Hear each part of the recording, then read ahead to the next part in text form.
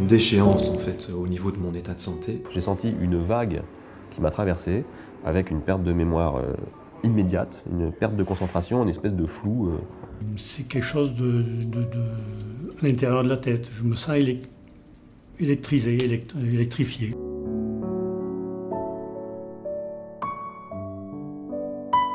Des douleurs partout de temps en temps, avec de temps en temps des acouphènes, mais tout le temps mal à la tête. Ce qui est quand même plus ou moins fort, mais sans interruption, quoi. Je me suis sentie de plus en plus brûlée, attaquée. J'ai eu les poumons comme vraiment brûlés. On a mal à la tête. Toujours, toujours, toujours.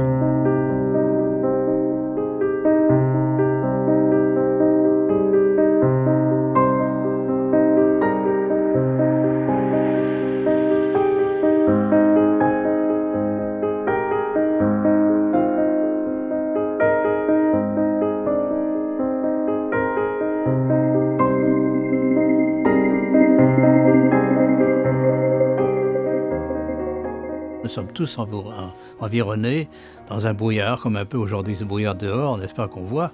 Mais ce brouillard électromagnétique, on ne le voit pas, on ne le sent pas. Et il y a quand même des effets à la longue. Puis à un moment donné, en 2004, on m'a vraiment déclaré en burn-out. Hein, c'est le terme qu'on a utilisé. Un autre médecin a utilisé le terme de dépression avec névrose obsessionnelle. Donc pour vous dire jusqu'à quel point ça va.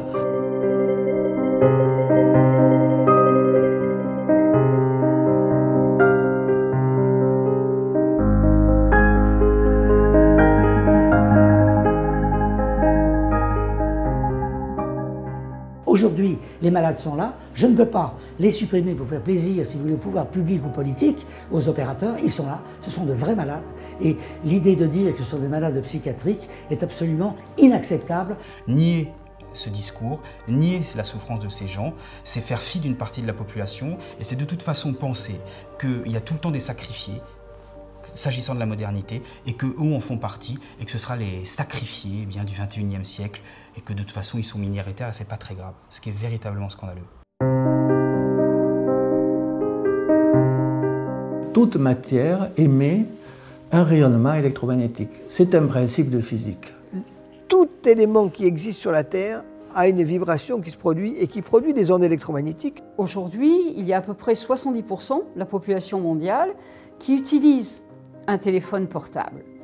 Donc, s'il y a des risques associés à ce téléphone portable, évidemment, les conséquences pourront être extrêmement lourdes, puisqu'elles vont toucher pratiquement toute la population. Nous étudions centimètre par centimètre la pulsatilité du cerveau.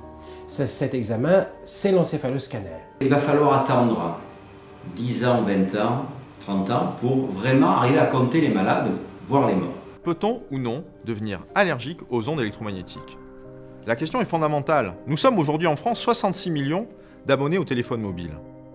Or, de plus en plus de personnes affirment que ces ondes sont pour elles source d'un inconfort absolu et de malaise extrême, les condamnant à vivre comme des reclus. Alors, qu'en est-il exactement? Que nous dit la science au sujet de l'électro-hypersensibilité, cette maladie nouvelle?